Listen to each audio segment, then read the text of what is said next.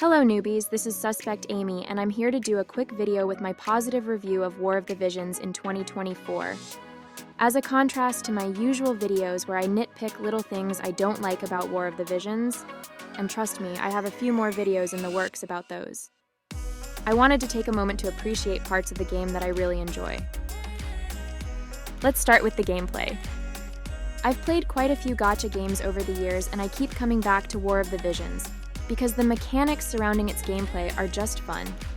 Plain and simple. Turn-based, tactical grid combat is like that enjoyable puzzle I want to solve on a lazy Sunday morning. I just grab a cup of coffee and my iPad, lay back on my couch, and have a good brain tease. The way War of the Visions utilizes abilities, job types, weapon types, terrain, elemental advantages, and chaining is very well done. And most gacha games don't hold a candle to how fun this battle system is. I just auto everything, you say? Well, that goes to show just how well Gumi did on gameplay AI. I have played dozens of mobile games with a fraction of the complexities of War of the Visions, and the AI in those games is just terrible by comparison. Next is the Final Fantasy IP. You may think that just means this game will include events and characters from all of our favorite Final Fantasy games. And that is incredible on its own, but I'm talking about how the game uses the Final Fantasy world. I'm not a Final Fantasy guru by any means, as I've only played a few of the games all the way through. While the story and characters change, the Final Fantasy realm mostly stays the same. It's such a pleasure seeing familiar things like Esper evocations, chocobos, ultimate abilities, and even staple Final Fantasy abilities like Sheep, Reflect, Float, Shell, Ruin, and Bio. Like Dungeons and Dragons, Final Fantasy has been around forever, and the framework that defines how everything works is one of the best in the industry. Having a mobile gacha game based on a solid foundation like this is a blessing that we take for granted sometimes. The story in War of the Visions is one of the best in mobile gacha games. It's very extensive, fully voice-acted in English, and you even get different visual styles of storytelling when it comes to the Farplane stories and the main game story. But why? The love we share is so pure! I am a prisoner. Please, you must escape, quickly, before they...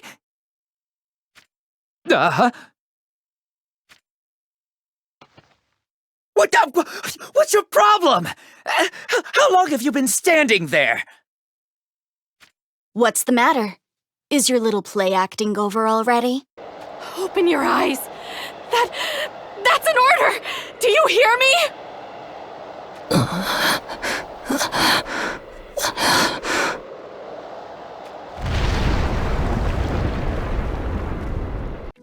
If you are new and curious about what type of story to expect from War of the Visions, think Game of Thrones with a bit more fantasy, a bit less sex, and an even larger pool of interesting characters. To put this in perspective, if I were to compare the War of the Visions story to a game like Honkai Star Rail, which is also fully voiced and is by some metrics the #2 gacha game in the world right now, I would prefer War of the Visions story hands down. I would even like to suggest that Gumi build a way to access this massive story while offline so that people can catch up on the latest scenes while vacationing somewhere or on a plane. It's obvious that Gumi or Square spared no expense in hiring talent to build such an awesome world for us, and I'm truly thankful. Then there's the visuals.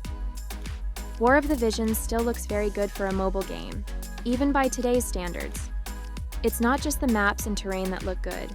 These Esper animations are incredible and were in the game since day one. It's hard to believe the game is 4 years old. I'm also a huge fan of the character designs. Trust me, I even bought the art book. The animations for limit breaks are vivid and suit each unit's style perfectly. You have to realize, Gumi animated over 180 individual limit bursts so far. It's really hard to visualize 180 different ways to show someone hitting someone else, while also trying to weave in some personality, but I think they did an excellent job. Let's talk about game content. There is just a ton of it. If a new player started today and just wanted to go through the stories, then build up elemental teams from the Farplane to take on selection quests and Esper battles, which I personally feel is some of the most enjoyable content in the game. This would take literally months. And this is just scratching the surface of what there is to do in a game this massive. There are very few mobile games out there right now with months' worth of content out of the box like this. And last but not least, let's talk about farming and dailies. For a 4-year-old gacha game, War of the Visions does have some outdated mechanics, but it completely trounces a lot of modern games where it counts, and that's farming and dailies. War of the Visions not only has a skip ticket system, but they also have a background auto farm mechanic that continues to do work even if you exit the game. Farming is the lifeblood of all gacha games, and I would say War of the Visions has some of the best player-friendly farming features of any gacha game currently available. I can do my dailies and set up an all-day resource farm in about 10 to 15 minutes. So this is my personal list of reasons why I think War of the Visions is still a great mobile game in 2024. If you're new and thinking of giving it a shot, feel free to use my friend invite code to get some extra viz. Use that same code to send me a friend invite once you're in the game too. New player handouts are pretty massive, and I would say the game is on the easy to learn and hard to master side of things. Just as a test, I started a new account, grabbed the free to play summons and handout units. I tapped auto form team and just started autoing story missions. A bunch of guys are missing gear. I haven't set up any skills on anyone, haven't leveled up any weapons or espers or vision cards, nothing. But I am confident I can complete most of the story with the team as it stands right now. A new player can literally keep themselves busy just like this for weeks while they slowly start learning the other aspects of the game. On a final note, I just want to comment on where Umbra Ray and other creators that are getting tired of the game may be coming from. It seems like every week there are new negative videos, even from myself, where we're trashing parts of War of the Visions or decisions made by Gumi. This is because we all see the potential this game has to being one of the best gacha games. All of the pieces are in place.